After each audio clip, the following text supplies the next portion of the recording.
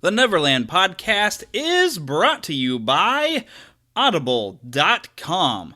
Now, do not forget that you can get your free audiobook download at www.audibletrial.com/NeverlandPodcast. There's over 100,000 titles to choose from for your iPhone, Android, Kindle, or your MP3 player.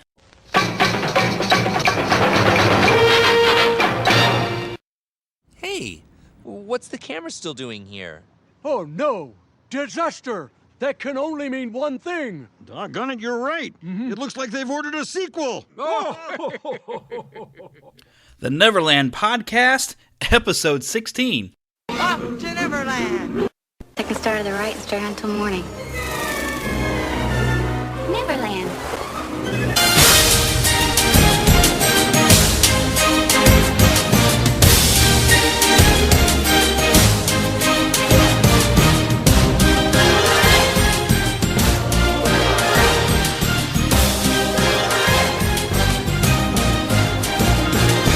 Good morning, Neverland! Okay, Neverlanders, we are going to present a review of the Muppets Most Wanted movie, but we've got to go and see it first. And we're actually on our way, aren't we? Yeah, Yeah, she just never sounds excited about things, I swear. I'm tired. Oh, well, she was running around Jamesport, hanging around Amish people and buying goodies today, so I was working, so... But she's had to work all week on her spring break. But now we're going to go out and we'll go and watch this Muppet movie, and we'll be right back to you to tell you what we thought while it's still fresh in our heads on the way home. Until then, though, we got to find some food.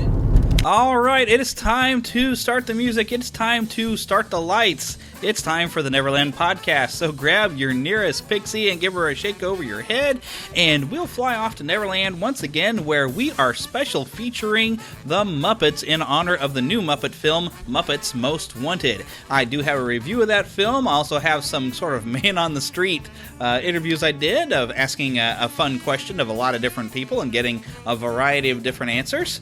And also, of course, we'll have a kind of a sort of a panel discussion of our memories of the Muppets that I've recorded that I will be sharing here later.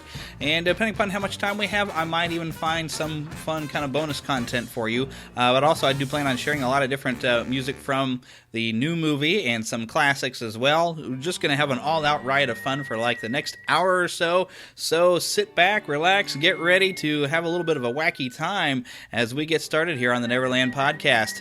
And of course, as usual, I do have some news for you. Hugh Jackman is set to return in a sequel to The Wolverine with writer David James Kelly. Release is set for March 3rd, 2017, and Fox is also working on a mystery project, and word is flying around that Gambit and Nightcrawler will appear in a future film called X-Men Apocalypse, since director Bryan Singer has talked about his desire to include them in the film.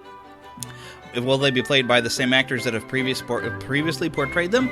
That is not yet known. But we'll look out for that one. Brian Tyler, who has previously written the score for Thor: The Dark World and Iron Man 3, has been confirmed as the composer for the Avengers: Age of Ultron. Also, some concept art for the Scarlet Witch and Quicksilver has been released, and I'm sure you can find it simply by Googling it.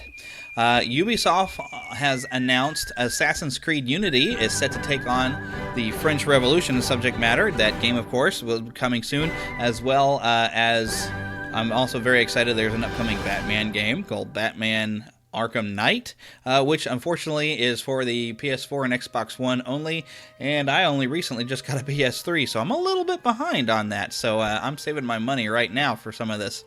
Lots of photos also have been released showing production of the new series Gotham. You can see James Gordon, Oswald Cobblepot, which he's a very thin-looking Oswald Cobblepot, say that 3 times fast. But, you know, he does dress really good for the parts. You can kind of envision him as the Penguin, but he's kind of, he doesn't quite have the build we expect. There's also been a photo of Selena Kyle, the Wayne family. Also, Donnell Logue as Harvey Bullock.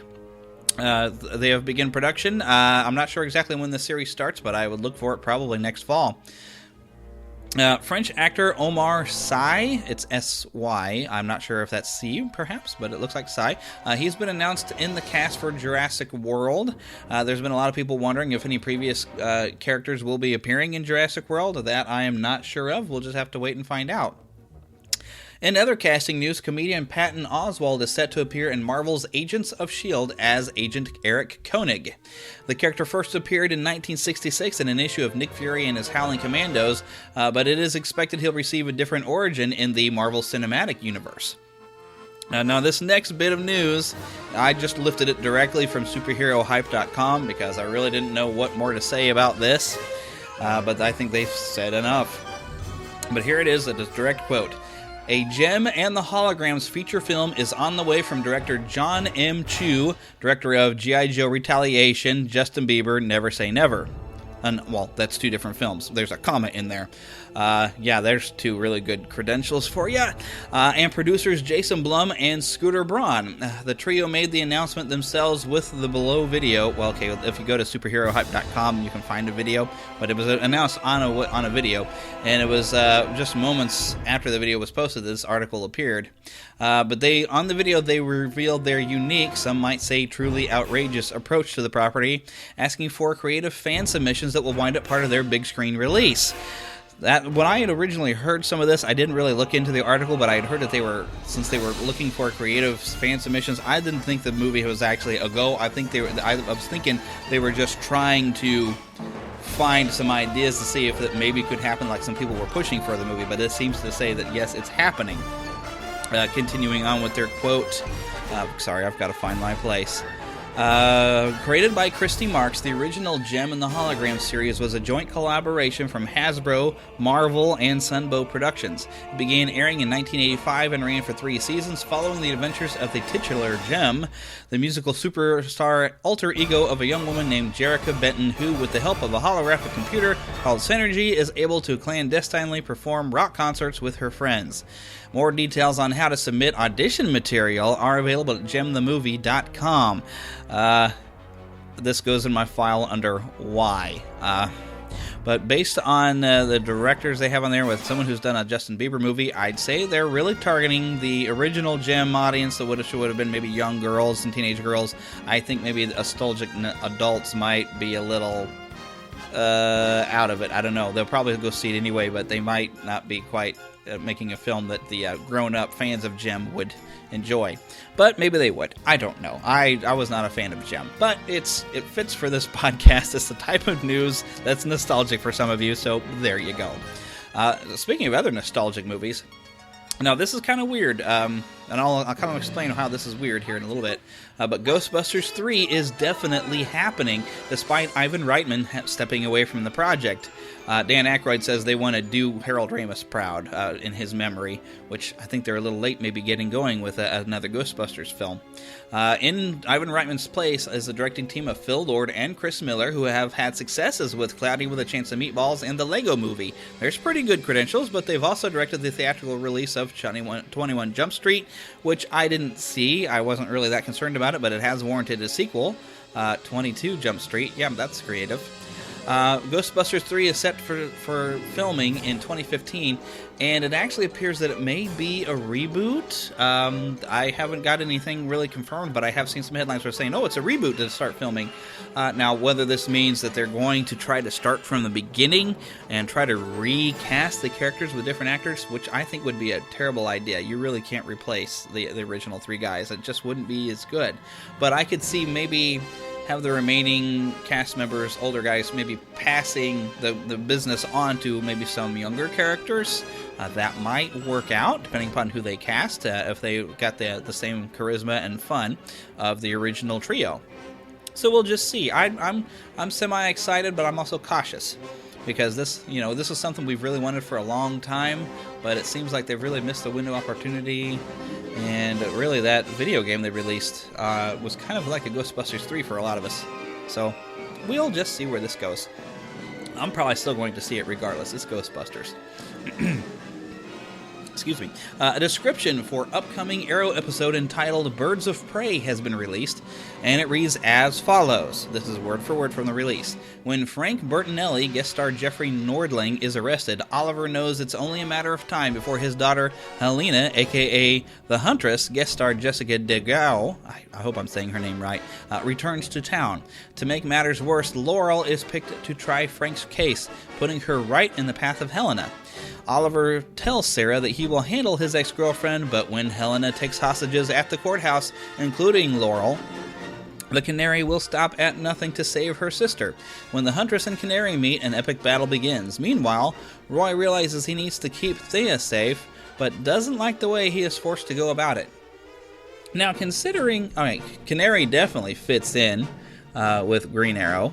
But considering, some of the Birds of Prey, I think they're kind of also tied in with Batman, like the Huntress. I've mainly seen her around with Batman, but I don't read a whole lot of DC. So I would kind of wonder, maybe this would be able to tie into the Gotham series in some fashion, except for Gotham is going on a completely different network.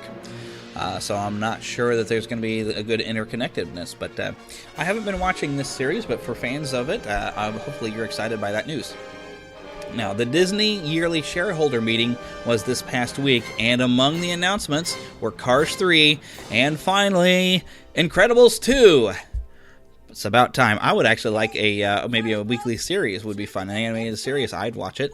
Also announced is that the next Star Wars film will be set 30 years after the events of Return of the Jedi, which is convenient because it has been more than 30 years since that film was released, so it does kind of take care of the aging factor because the original trio will be making an appearance in the movie, at least in the first one. Now, apparently they're going to be handing it off to a younger cast, which is probably a good idea because who knows how long the original cast is going to get around. They're getting up there in age, Now, Lando has not been slated to return, but you can catch Billy D. Williams this season on Dancing with the Stars as long as he lasts. Now, this past Monday, he wasn't looking so good. He is 77 years old. He's lost a step, but it was kind of fun. They did kind of a Star Wars-themed dance, and the judges didn't score him well, but he could be one of those kind of favorite guys just because he's Billy D. Williams. Ooh, Billy D, Billy D, Billy D.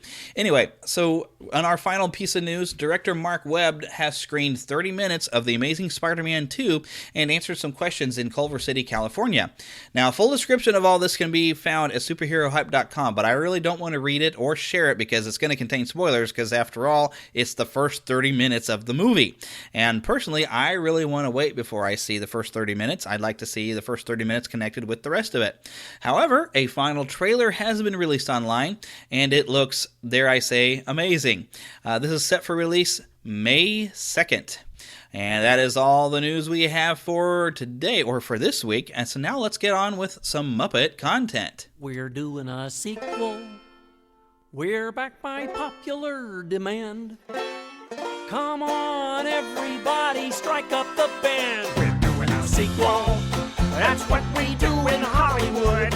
And everybody knows that the sequel's never quite as good. A sequel, another feature attraction. Places, please. Light the lights. Roll camera. Action! I thought it was the end, but no, my friends, this is when we get to do it all again. Do it all again. Until the credits roll, we got another go to show them we can do it all again. We're doing a sequel. There's no need to disguise. The studio considers us a viable franchise. We're doing a sequel. How hard can it be? We can't do any worse than The Godfather 3. We're doing a sequel. The studio wants more while they wait for Tom Hanks to make Toy Story 4. I thought it was the end, but no, my friends, this is when we get to do it all again. Do it all again. Until the credits roll, we've got another go to show them we can do it all again.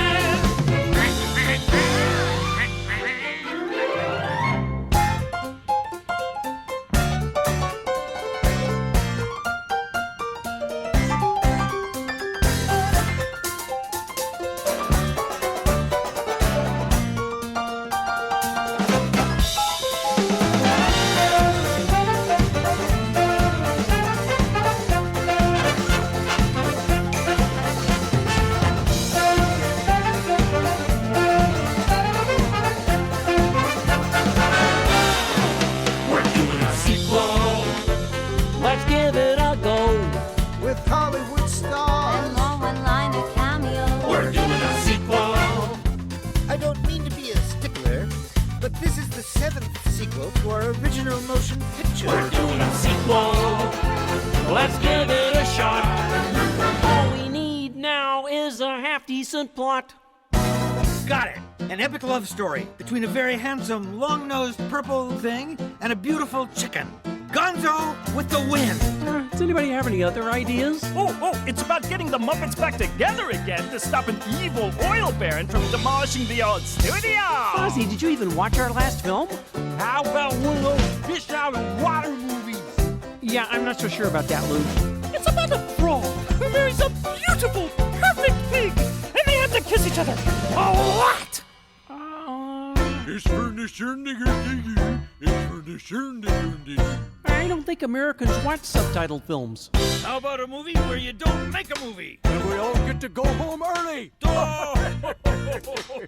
Good grief.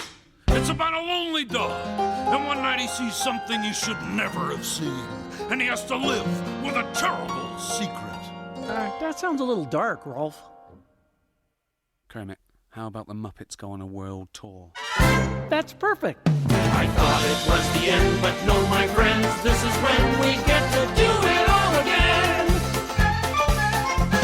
Until the credits roll, we've got another go to show, then we can do it all again. We're doing a sequel, it's more of the same. Let's give it a name. How about the Muppets again? It's the Muppets again, with the Muppets again. It's the Muppets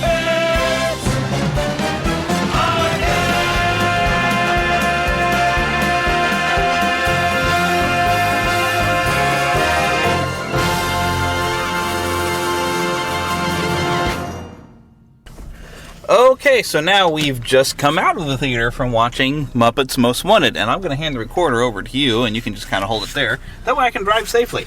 Yes, driving safely is important. Yes, drive safely with both hands. Well, I gotta say, I really liked it. It was a whole heck of a lot of fun.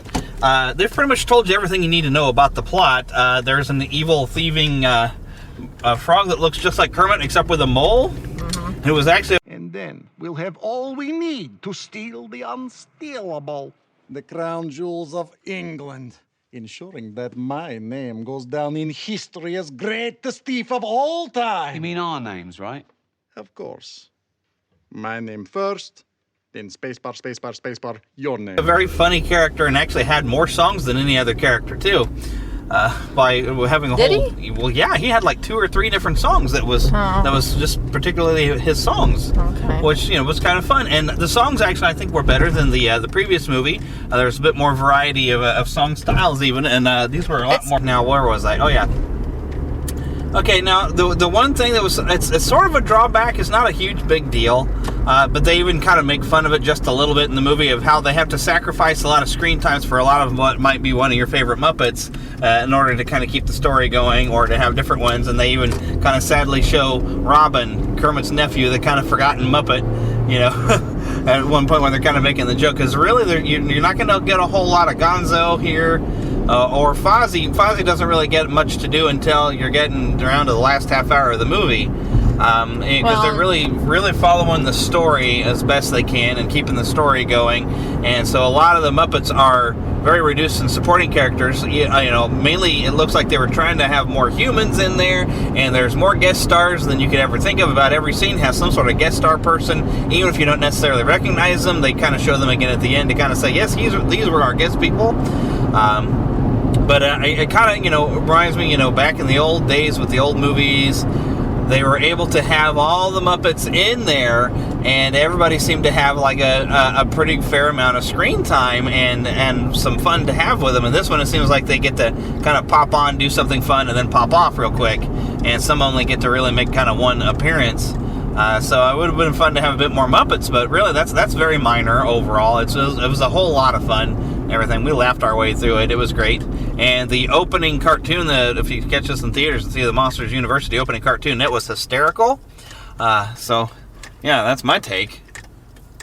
I don't even list all the guest stars. There was too many. Yeah, they especially use like the prison scenes to just cram it full of, people, that you've seen before, but like, I know that's someone, but I can't quite place them. At least that's my problem Well, I recognized a lot of it. I mean, so Danny Trejo and Ray Liotta were in the prison, and then some guy that looked kind of familiar, but I didn't know his name until I looked at the end.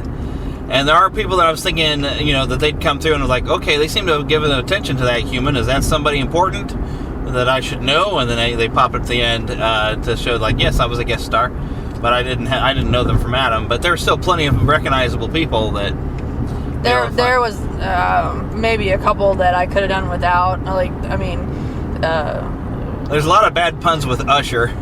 Yeah, well, Celine Dion is a continual thing, and then it shows up in a song, and it would just went on, and I could have done with a little less of that. Maybe if I saw it again, it would make more sense. Yeah, but if you're a big Celine Dion fan, you'll probably like it. But since we're not, we're kind of like, oh look, it's Celine Dion, and she's kind of ruining the song a little bit. Well, I think in this movie, Piggy's fixated on Celine Dion, so it's kind of a running gag. It's kind of supposed to be. But for me, it every time she sings a Celine Dion song, the audience is like, ugh. Yeah. So anyway, but favorite reveals. I like the I don't want to say his name, but the person in the tank, he sings the guy beautifully. There's a guy in solitary confinement. Yes, he sings beautifully, and you're like, oh, who is that person? And then you do get to see who it is, and I don't want to say, but it's fun. I had to clap my hands at that one, as I was a little excited about finding out who that was and seeing who it was. Yeah. So. And Tom Hiddleston, he looks very different with his regular short haircut, but he's got probably one of the funniest actually guest spots. He doesn't even have any lines; he just gets to do something. And Jeremy caught that one. I missed. I missed it. Looky, it's Loki. So it was hard in the theater because there wasn't a whole lot of people in there, thank goodness. But trying to oh hey, do you know who that is? We kept talking, and it was like, yeah, we're kind of talking during the movie. So I was trying to cut us out, but because I'd always would recognize people like James McAvoy had a brief appearance, and golly, just so many different people. That's why I couldn't even list everybody who showed up in this. My goodness, but it seemed almost like they had so many guest stars that it just didn't have enough time to have a few more Muppets. I could use some more Muppets. You really, see who really likes the Muppets. I mean, that's kind of what it is. Now, maybe some of them, might have hitched they're on there's some coattails here, but I think most of the people that would be in a Muppet show would be, hey, I'm excited, I'm a fan, I want to be I want a to part be of it. Especially Hornswoggle has a pretty good part in there, and for anyone who's a WWE fan, Hornswoggle actually has a Kermit tattoo. He's a huge Muppet fan. He's a little guy, and he hasn't really popped up on any events in a long time and everything, but it was really kind of fun for him to get a part in there because knowing he's a really huge fan of the Muppets, it's kind of fun. Here, there was a dedication at the end for Jane Henson, Jim's wife, who has passed away, and also Jerry Nelson, who is a Muppet performer, and I'm pretty sure he's the Muppet performer who formerly was Floyd and Janice and probably a bunch of other characters, because it is painfully, it was really obvious that there was a voice for Janice and Floyd that sounded absolutely nothing like the previous voice. I mean, at least the fill-in for Kermit kind of sounds a little like Kermit, but we've gotten used to him over the years. And the new Fozzie and Piggy, whoever's doing that, is somewhat close, but still kind of just not quite the same as Frank Oz. But this one was, it was so recognizably different that it almost it was like hitting a wall. And I think it's probably because the first time we've ever seen these characters without, probably, I guess, Jerry Nelson was the voice of those characters. So he will be missed, but, they've been around a long time, so they got to keep going, and new voices come in and out.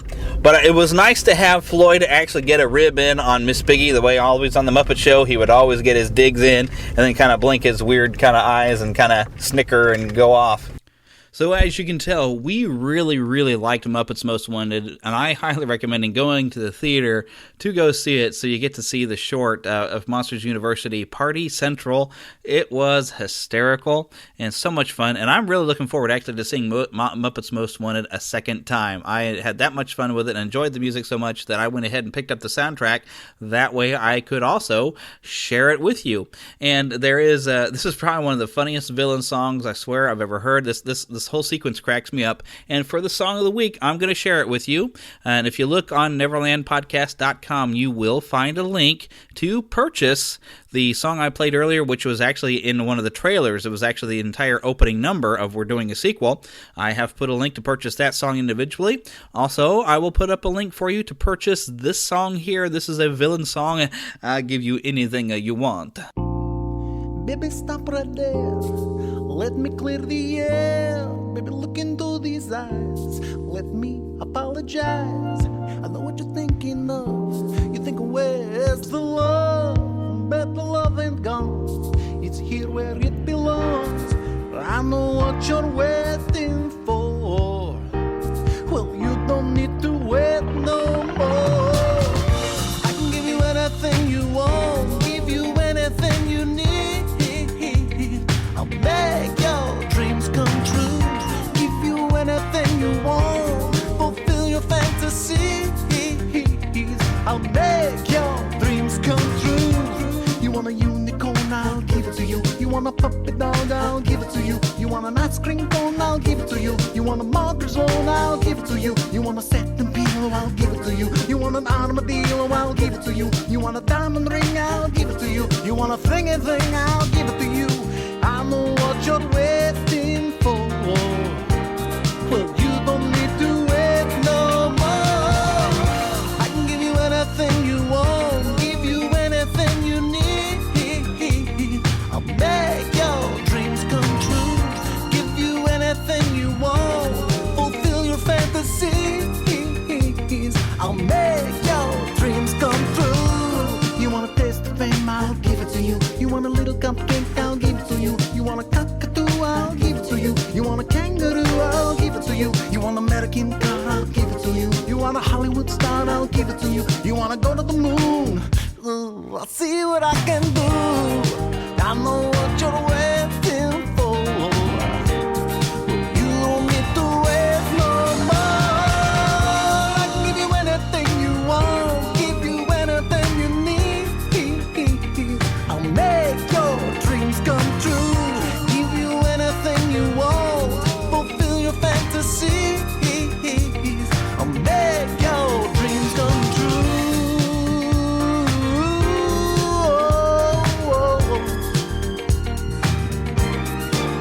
I'm saying cockatoo, yeah, kangaroo, in Malibu. I'll give it to you. I'll make your dreams come true. Cockatoo, kangaroo in Malibu. I'll make your dreams come true.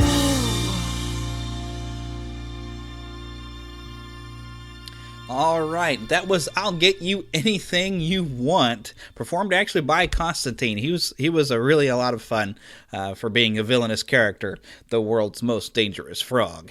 I'm making the entire soundtrack actually available to you at neverlandpodcast.com. And remember, any purchase you make through neverlandpodcast.com at iTunes does go to help the show. So I really do appreciate you clicking through those links and making purchases. I've also individually placed those two songs that I played for you, so you can purchase just that song if you would like. Both of them available on iTunes as well as on iTunes. I do have a search button on neverlandpodcast.com, and you can search for more Muppet songs. And, we're talking about supporting the show. Do not forget that for you, the listeners of the Neverland Podcast, Audible is offering a free audiobook download with a free 30-day trial to give you the opportunity to check out their service. I have been recommending these last few weeks that they did have a copy of The Hobbit. I need to go and check again to make sure that it is still available for a free download. But even if that's not there, there are sure plenty of other things. I do have a link on Neverland Podcast. There was a Star Wars book they have available. But yeah, go to audibletrial.com/Neverland Podcast. Again, that is audibletrial.com/Neverland Podcast. Go get your free audio book. Pick out whatever you like that makes you happy and listen to it, enjoy it, and have a wonderful time. Now, for our next little bit of fun Muppet content, this is sort of a man-on-the-street type of thing. I kind of sprung this question on a few people, and some of the reactions are actually pretty funny. I also did, of course, ask my wife the question while we were driving actually home. And the question would be, who is your favorite Muppet and why? And so let's hear what we got. Okay, so now the big thing, I'm going to start asking some people and hopefully even checking some email or Facebook and everything. I need to go on Facebook and ask people this question. But the big question I want to ask and have some answers to is, who is your favorite Muppet and why? Okay. Well, I don't know. I have lots of favorites, but probably some of the ones that I like the most, I have a feeling for Beaker, because he's that science nerdy kind of guy, and he's always kind of the guinea pig for Bunsen. And but I also like the Swedish Chef. I think probably just because he's goofy and he like flings food and just, it's lots of fun. So and I don't know, like there was one other one, but I forget. So anyway, is there any Muppets you kind of relate to? Well, obviously Beaker. Because he's the experiment? Do you feel like the experiment? I feel like the experiment. I kind of end up being like the end of things and all awkward and stuff like that, so. Yeah, I've kind of figured how, with me, it's like you try to be Kermit, you feel like Fozzie, but in the end you realize you're just Gonzo. And I've always liked Gonzo's always my favorite, and I guess I've related to him because he's always kind of that weird sense of humor kind of guy, likes to try oddball things, and is really just kind of that outsider that somehow or another manages to fit in, and I figure that's kind of me. So I've always liked Gonzo, but so he's my number one, but I think I probably love Kermit and Fozzie.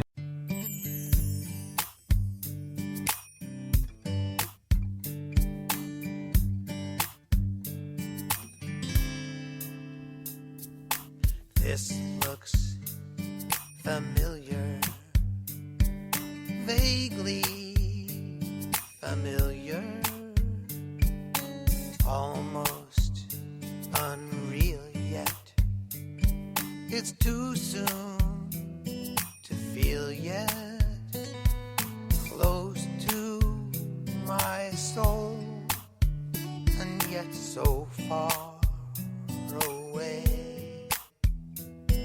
I'm going to go back there someday. Sun rises, night falls. Sometimes the sky calls. Is that a song there? And do I belong there? I've never been there, but I know the way. I'm going to go back there someday. Come and go with me. It's more fun to share. We'll both be completely at home in midair. We're flying, not walking on featherless wings. We can hold on to love like invisible strings.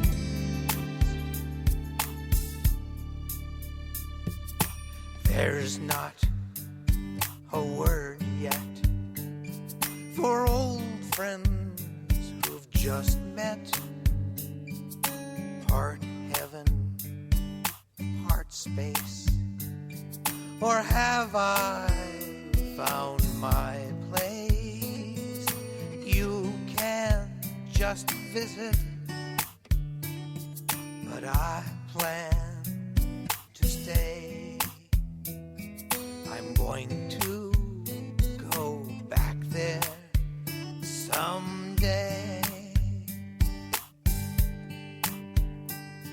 I'm going to go back there someday.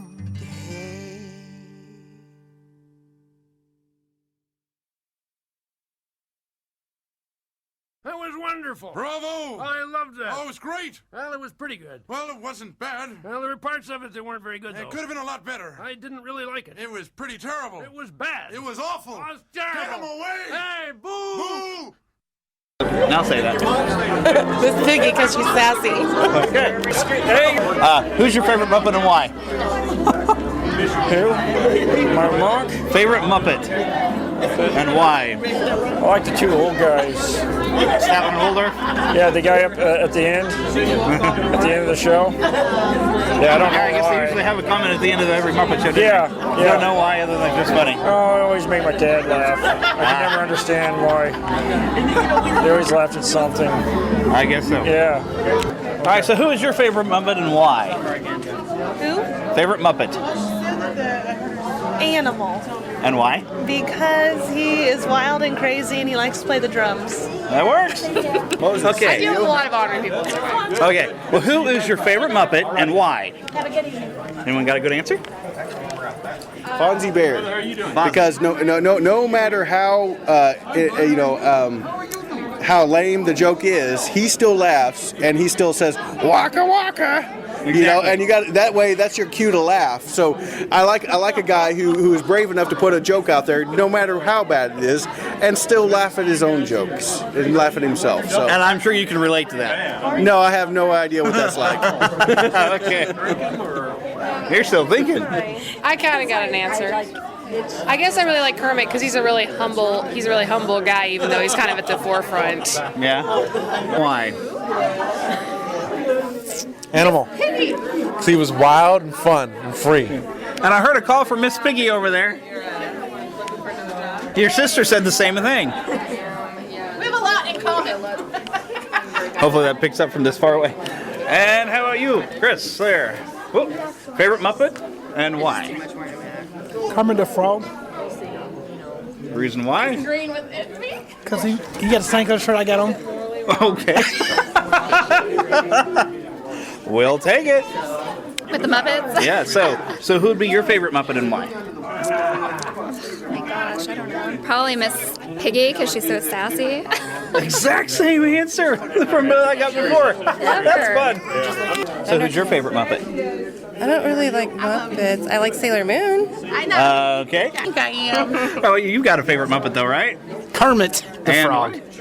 I just like Kermit. Well, that works. He's romantic with Miss Piggy. And you got to be really with a pig, you know. Yes. Yes, you do. So what's your favorite Muppet? Yeah, who's your favorite Muppet and why? My favorite Muppet Oh, we got an answer down I here. would say Animal because he plays the drums crazy, and I think that's hilarious. That works. I think the red one. The red one. The red one. With animal, you mean? Yeah. Talks like this. Ah, that Yes. one. Okay. What's that? This is the recorder. Welcome to a podcast. No, Austin. Weird. Just give it. Okay, so who's your favorite Muppet and why? Gonzo, because he's a weirdo. Simple enough. And James, I have to get from the other room. So how about you? Who's your favorite Muppet and why? I don't have a favorite Muppet. You don't have a favorite Muppet? No. Do you have a group of the ones you like best, or you just hate Muppets? I don't have a favorite. Do you have like a grouping at all? No. You just there's none that you just like at all that you can try to narrow through? No. Okay. Who's your favorite? Well, that was interesting. James's favorite is Oscar the Grouch because he's grumpy. That's not a Muppet. Yeah, he is. He's a Muppet. He's a Sesame Street Muppet, but he's still a To my Muppet. will. Okay, so who would be your favorite Muppet and why? What the is not a Muppet? That's not a question I think of every day. I don't go around saying, you know, Lord, I woke up today, and the very first thing on my mind is who's my favorite Muppet. Animal. You know what? It's a combination between Animal and Gonzo. There you go. Any reasons why? Reminds me of you. No. Exactly. Hello. Exactly. Well, that was a lot of fun and everything, and as you can see, I got a couple people kind of off guard, and they were like, yo, my favorite what? And then my good friend Seth there was just like, that's not the kind of question I expect to get asked. Just a lot of just funny reactions, even to the people who are not really maybe Muppet fans with but prefer Sailor Moon, which, hey, if y'all would like me to do a show themed around Sailor Moon or perhaps anime, well, actually, I'd probably leave that a lot more maybe to my wife. She loves anime, but if you'd be interested in a show like that, go ahead and let me know. Send an email to podcast@neverlandpodcast.com or contact me on Twitter or Facebook, which would be at Twitter is at Neverland PCast. And, of course, Facebook is facebook.com/Neverland Podcast. But a lot of fun answers, and I even kept a little bit of extra stuff in there. The little girl, I don't remember whose daughter she is, but I don't know. It just cracked me up when she just said the red one, and I do kind of a bad impression of Animal, for which I get "you're weird," which just cracks me up. It was so adorable. I had to keep that in there, so I hope you enjoyed that as much as I did. But without further ado, also, I thought it would not be appropriate if we didn't have some sort of panel discussion. Now, I was hoping to get a fellow by the name of Steven, who was the former host of Muppet Cast. It was a great old show. I believe you can still find it on iTunes. It was a great show. This guy, boy, I tell you, he was an expert on about anything Jim Henson. It was a really great show. He no longer produces that show, unfortunately, but I recommend it. Go back and listen to it. But I was not able to get him nailed down to be able to come onto the show. So what I did is I sat down with my good friends Philip and my lovely wife Heather.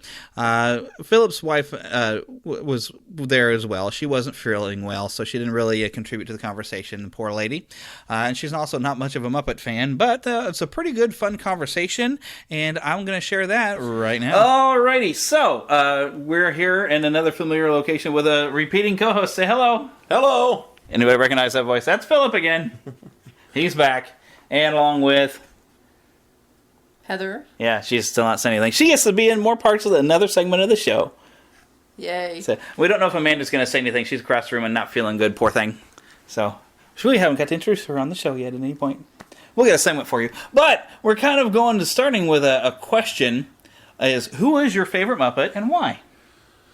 Oh, boy, there's so many of them. Yeah, I know. It's kind of hard to pick sometimes. Probably Kermit, just because, well, without him, there probably would be, nothing else. So, or, as has been now demonstrated, it would be chaos if you just let all the Muppets do whatever they want. That's I guess true. It's quite true.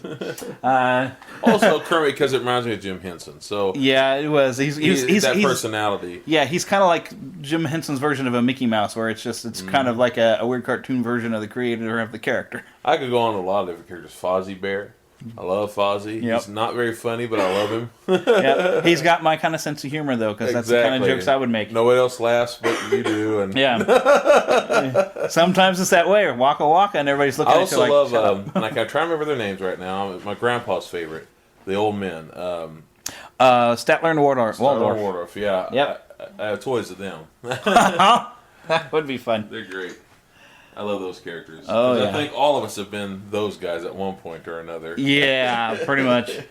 Pretty much. And we've already gone through Heather's favorite. She had to kind of pick down one, too. Yeah. And I've already stated, and we'll be putting on this recording of the show, that I've kind of say, you strive to be like Kermit, feel more like Fozzie, but I wind up Gonzo. Yeah, same here. And then the one that I fear is Miss Piggy. Oh, and speaking of which, you have frequently done Miss Piggy singing the song from Titanic. Oh, I no comment. And that is slightly apropos when you see the new movie. Really? At one point, she's on the piano lounge singing. Oh, no. That's crazy. But as soon as they had that in the movie, I thought of you, because you've done that before. I've done too many things like that. It was a lot of fun. Yeah. But you'll get to hear the review. I tried to go as spoiler-free as possible on that review. Yeah. So, but anyway, what's an early memory of the Muppets? So, do you remember the first time you saw it? And I remember. Well, it'd be hard to remember the first time I saw it. Like the Muppet Show, Yeah, because the show was going pretty good when I was a baby. Yeah, it had been around for a while. I was born in '76, and it came around in, was it '76 or '77? I think even before even that. I'd have to go check the season. It started pretty early. Pretty sure it's in the mid to late '70s. Yeah. Either way, Muppets have always been. I should really look that up. Of course, Sesame Street, it started in the '60s. Yeah, Sesame Street had been a long time. Kermit was around before that even, yeah. in the '50s. And Rolf was around, was doing dog food commercials. Yeah.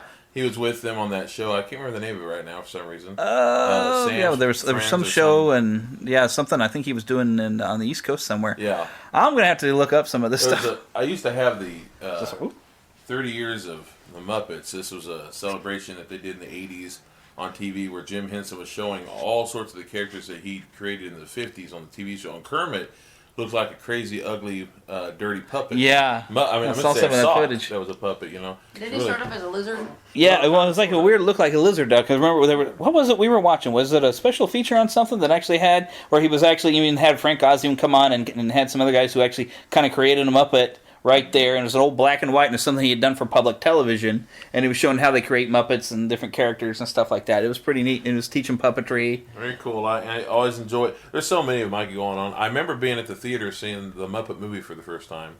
Yeah, I saw that the first time on Laserdisc over at my uncle's house. And we were already fans of the Muppets. We used to watch them over at, because we used to go to my grandma's house on Saturdays. I remember, and it would come on in the evenings, and so we would watch the Muppet Show over there. I had a whole bunch of, and still do have a lot of those old toys from when I was real little. It was a big deal, the Muppets. And I remember every Christmas it seemed like there was some kind of special. I remember John Denver at Christmas time singing with him on TV. In fact, my earliest memory of the Muppets altogether pretty much is John Denver singing with Robin, Kermit's nephew. Uh-huh. And so therefore, when I start thinking of John Denver, who I love, I always think of the Muppets. Of course. And I think of Christmas, and I have their album together, at Christmas time. And, yep. And I just love the Muppets. All good memories. And I started thinking about all the toys I had as a kid, and still do have some of them, like I said earlier. Some of the puppets. I used to have a lot of puppets of Count and all that before he was called Count Von Count. It was just Count. Yeah, I remember that the Christmas album. My grandmother, the other grandma that I wasn't watching the show with, had the John Denver and Muppets Christmas album, and when it was nap time, she'd put that on the record player and just play that. To, it didn't matter if it wasn't near Christmas time, but she'd just play that, and I'd go to sleep. That's what how I got my copy before I got the DVD of it, or CD, of it. Was when I worked at the daycare center. This old woman had a copy of the record that she put on tape, and we played every day for the children at some point. And that's one of the unfortunate things with the CD that they released is it didn't have every song that was on that record. And now that record is lost. Yeah. I don't know what happened to it when Grandma passed away. I wish somebody had given it to me because I would have liked it. That's okay. But yeah, so when did you first start watching some Muppet? You got some early Muppet memories? My first memory of the Muppets, I was really little, and in fact, I was so young that I didn't understand TV scheduling. I just knew every once in a while this funny little show would come up that had Muppets on it that was kind of like Sesame Street, and it was really cool. And so I remember not wanting to go outside and play because I thought maybe it would come on and Mom and Dad having to shoo me out. But I remember... Might miss something. Yeah, the one I do remember being afraid of the big monsters because the big monsters would eat the little monsters or eat somebody, and I didn't, that was mean. I didn't want to, watch the big monsters eat the little monsters. So for a long time, I was afraid of the big monsters. I was cool with the little ones, but the big ones were super scary. Even Sweetums. It took me a while till I got much older before I was like, oh no, Sweetums is the really nice big monster. But to me, he was scary. So that's the idea behind Sweetums. He looks scary, but he's just not. I also remember going out and seeing the Great Muppet Caper at the theater. That's the second one. Yeah, we actually had the record of that soundtrack when we got a record player. We had bought it cheap off of a neighbor, and that was one of the records we got. Was the Great Muppet Caper, also the John Denver Rocky Mountain Holiday with the Muppets, which apparently was a special. I never saw it, but we had the record. That's the one I was talking about. I remember seeing as a kid.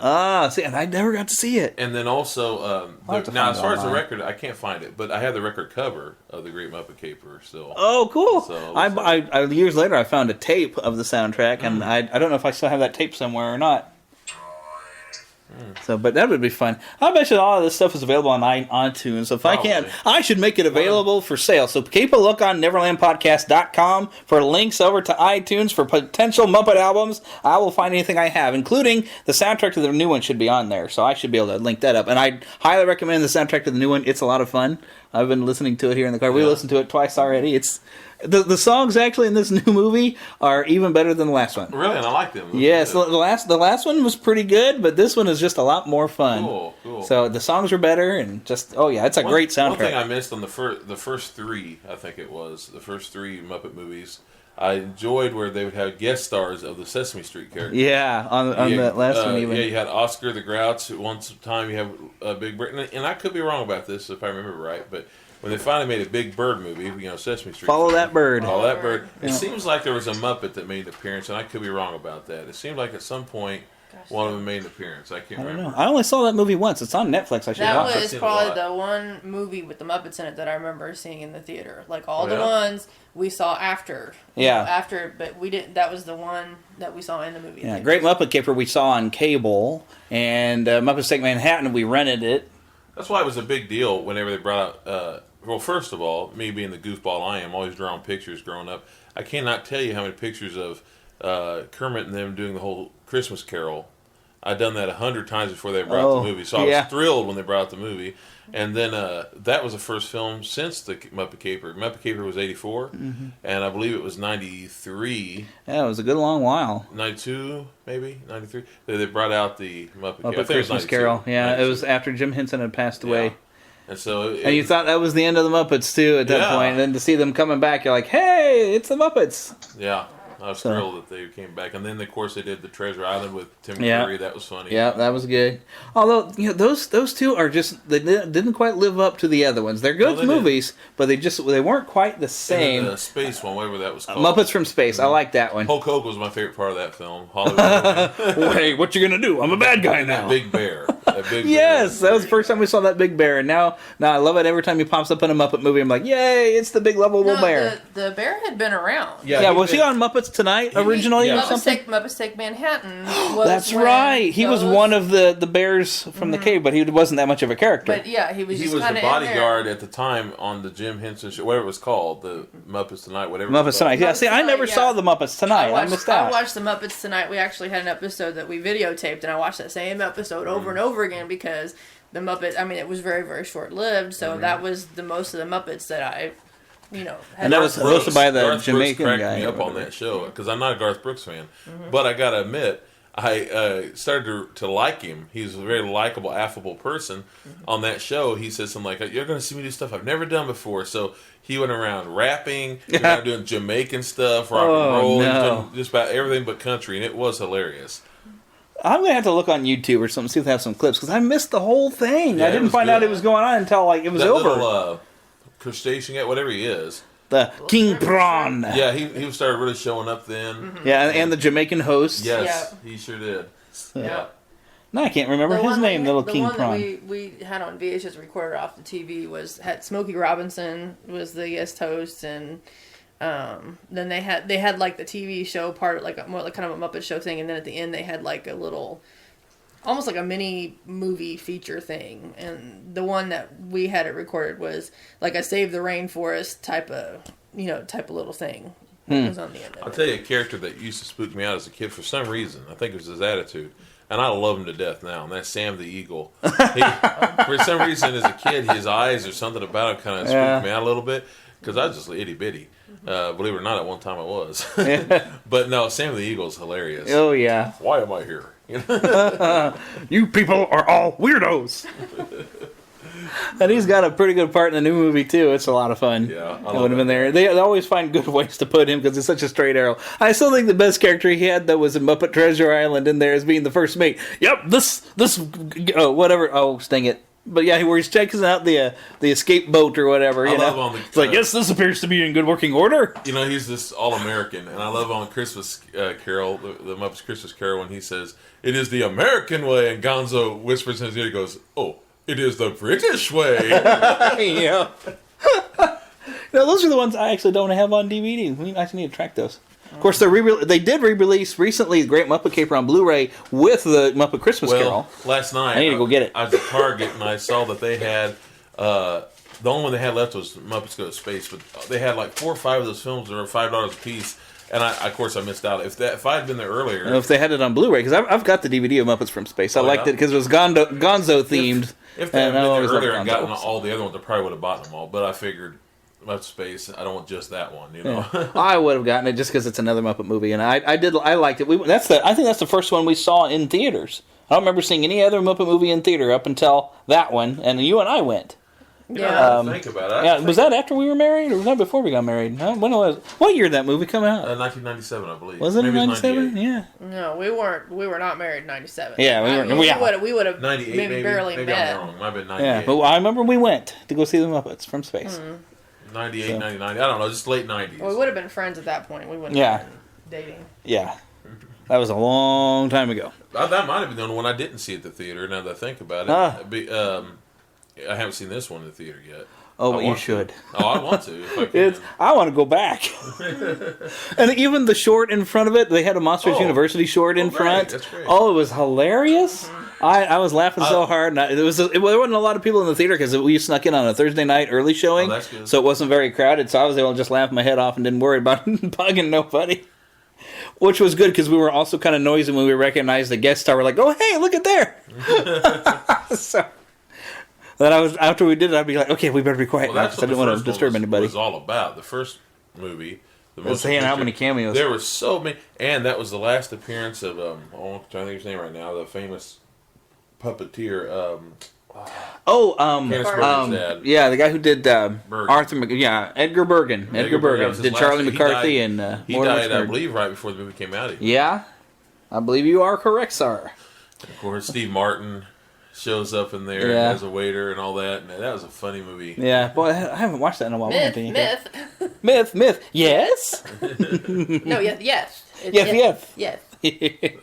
Okay, well, we can't have a complete conversation unless we get into the Muppet Babies. Oh, I was going to say, when I went out and saw Muppets Take Manhattan, my favorite part of the whole film was when suddenly there's a imagination of Miss Piggy. And they go to Muppet Babies. Yeah, and she's sitting there in a carriage thinking about when they were children, what things would have been like. And the song I know to this day, no matter what I may do, and all that stuff. Yeah, and so I remember that's a song cue if ever I heard one. There you go. No, but there was a cute little segment where they had puppets, little baby puppets of them. I don't believe, I could be wrong, I don't remember Animal actually being in the movie. It seems like later on as a baby. Yeah, later on they used them in like. Yeah, I know he was in the cartoon, but yeah. And they had when they did the Muppet Family Christmas. Because they were like, oh, look how cute Animal used to be. So they had when that show came on, I was nuts about it. It was in 1984. I remember going nuts over Muppet Babies, watching it every week. Yes, all the time. I loved it when they did the Star Wars episode too. Yeah, that was my favorite too. Then there was a weird character, the twin of Scooter. Because I love Scooter. Skeeter. Skeeter was his twin, which was Howie Mandel. Yeah. And then the next year they started another show. I remember because I was watching with Seth whenever Hulk Hogan's Rockin' Wrestling was coming on. The next year they had a Muppet show and I can't even remember all these weird monsters. Or something like Monster something. And you would have animated shorts and stuff of Kermit and Fozzie walking around as adults, going on little mystery things. I didn't see that. It didn't last very long, but it was actually a fun show, but not as cool as Muppet Babies. Yeah, I remember the cartoon of Fraggle Rock, which wasn't quite as good as like the regular live-action Fraggle Rock. They would sometimes use the same songs, at least. Yeah, they just kind of. It was almost like, what's the point? What's the point of doing the same basic show, just animated? Look, we're now animated Fraggles. I think it only went on for like one season. It was missing some of the charm. It's on Hulu. I watched it once in a while. Really, the animated? Wow. Also, okay. I don't have Hulu though. What are the name of the Dozers or the Doozers or the little? Yeah, Dozers. Doozers. I think they're Doozers. They got a new show coming on Hulu real soon. It's Hulu only.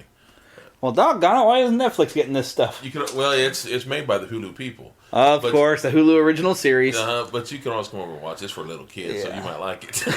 Yeah, well, that's what our show here, Neverland, is all about. Anyway, it is like we like this kind of thing. It's very cute. I'd watch for Doozers.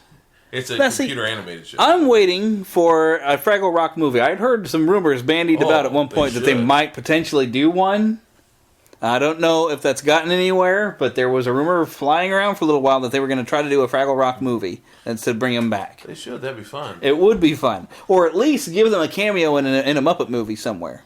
I remember Or let Big Bird come walking across a Muppet movie if they get another one. I bet they'll get a third one because this one's going to do well, I think. I also heard for a long time they were going to, talking about Jim Henson stuff here, that they were going to do another Dark Crystal, but I had not heard anything about it for years. And there were some early kind of production photos that got put out, and then the last I'd heard anything is they just turned it into a book instead, and I don't think the movie is coming. Somebody just didn't feel like putting money in it. I enjoyed that film. It's goofy, but I enjoyed it, Yeah, it would have been fun. I don't know where you'd go with it, though. I don't know either, but... You could always steal another baby. Yeah. Sure. As long as you get David Bowie back. Yeah. He Because he scared the crud out of me in that film. He's walking upside down on these stairs and things. Well, I wasn't too worried about David Bowie, but that was the first time we ever saw Jennifer Connelly in. Yeah, me too. Well, I had a crush on her then. Yeah, when we were kids, like, whoa, she was cute. Even better than Rocketeer. Back in 1987, I remember I was out of town in Wisconsin, and I went to a place called Target, which around here we didn't have any of, and it was a lot different then. But I remember finding this thing, they call them shrinkums, and shrinky-dinks is what they call it. Yes. And so I remember buying it because it was on sale. They were trying to get rid of it, and it was the entire set of the Muppet Show. And so you had sheet after sheet. It was only like $4, and sheet after sheet after sheet of Muppet characters, and they're like what do you call that? Latex or no? Little plastic. Plastic Like sheets. little plastic. Yeah, wouldn't it? You'd iron them and they'd shrink down. You put them in the oven. You put them in the oven. Oh. And they shrink, but they become hard, and it had a set of the Muppet Show and everything. So you could have like all these characters. It was a lot of fun, and you had little stands for them to go on. And so you had all these characters. I remember I loved it. I'd sit there and play with that forever. We had Shrinky-Dinks. We didn't have the Muppet Shrinky-Dinks. We had like Rainbow Bright. Yeah, they had those and things like that. He-Man ones. And so that was our Shrinky-Dinks. But we loved them because you could. They were big and you could color them so they looked all nice. And if you happened to get outside the lines, it wasn't a big deal because when you shrunk them down, it still worked out. Yeah, okay. Oh, so you couldn't re-expand them or anything. No, it was just one time shrink and then but then they're your toys. But then you still got a toy. Okay. Yeah. And they're pretty durable. They were done by I can't remember the name of the brand right now. I can see the logo in my head, but they used to also make color forms, and I used to love. I remember color forms. I bet there was probably a Muppet color form at some point. I had a Gremlins one. I remember the Muppet Baby one. I had so many of them. I had Thundercats. I had He-Man. I had Peace Dragon even. We went to a garage sale and found a whole bunch. One time my dad bought a whole box full of color forms. They had Peace Dragon. They had Strawberry Shortcake. Everything you could think of.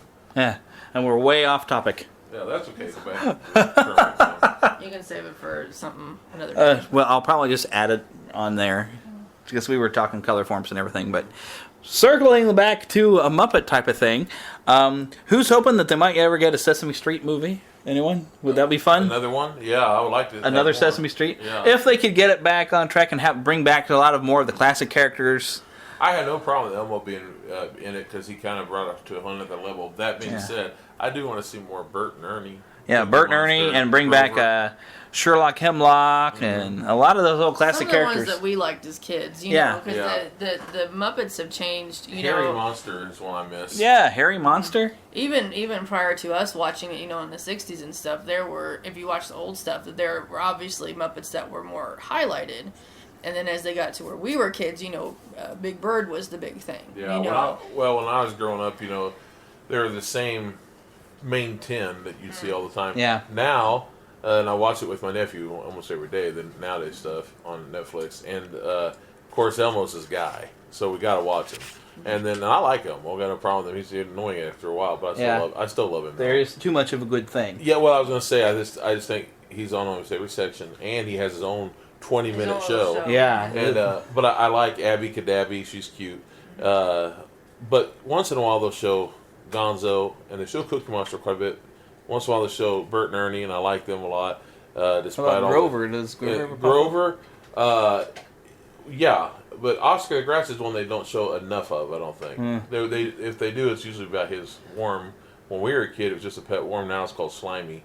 Well, I think he was named Slimy back in the day. I don't remember. Yeah, I remember. I know that when we were little, nobody knew a Snuffleupagus except for Big Bird. And then, I don't know what year they finally had it to where everybody finally met him. But I remember that was a big deal on the show that everyone thought Big Bird was just imagining him. Now everybody knows him.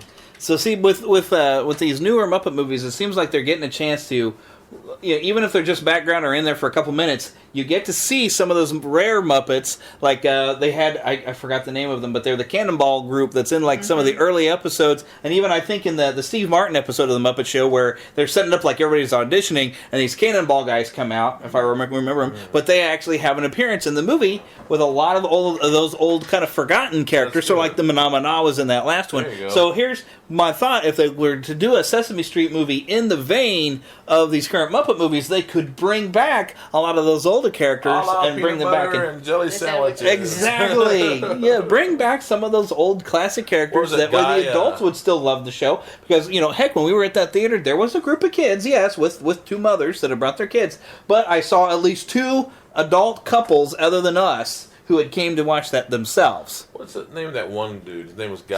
So I'm thinking, a Sesame Street movie. Guy Smiley, yes. Yeah. So potentially you could get adults to see a Sesame Street movie if you showed them, like, hey, we're going to bring back the ones that you remember when you were a kid. As long as it's mostly based on the kid stuff, and that's all little background stuff. That's kind of cool because it is for little kids more than anyone else. But still, you're right. But adults would show up because they love some of those characters if they bring them in, As long as they have, what I personally think is all those old characters kids would love themselves. Okay. They would love themselves if they would just show them more often. Yeah.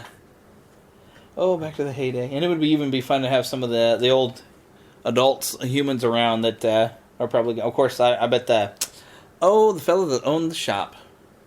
Mr. Hooper? Mr. Hooper, yeah. Mr. Hooper, I bet he's passed away by now. Hooper died back in early 80s or something like that, maybe mid 80s. But one thing they've done is his shop is still going.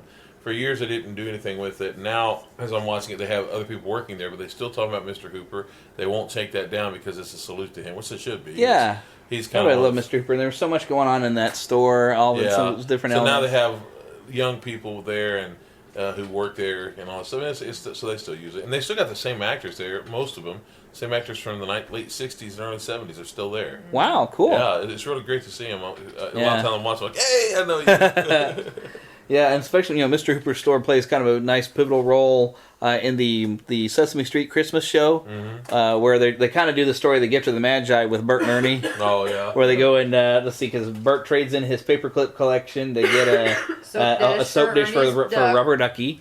I'm sorry, I'm surprised the one that's bottle. Remember, he used to have the bottle cap collection he used to always have. And then Ernie trades in his duck to get a box for the paperclip collection. Yeah. So, yeah, it is some fun stuff and everything. All right, well, that was a fun discussion. I really do hope you enjoyed it. Kind of a look back at our childhood with the Muppets. But I see that we have run just a little bit over an hour. So, since I have already given you my contact information to email me or send a tweet me or whatever, or send me a message on Facebook, please let me know if you'd be interested in a show about Sailor Moon or perhaps anime. Heather has also expressed an interest in perhaps doing a show about maybe outdoor activities that you used to enjoy as a child, games, something in a direction we haven't really covered yet and gone before. Let me know what you'd like to hear on the show and at any time on email and everything, and we'd be sure to look into it. And especially if there's a lot of people interested in it, then we'll surely talk about it. Even if I'm not an expert on it, I'll find somebody who is. But that's all the time we have for today. So remember to carry that pixie around in your pocket so you can shake a little bit of pixie dust into your daily life to help you deal with little things and just act like a big kid again. But until the next time we meet, God bless and you have a wonderful day.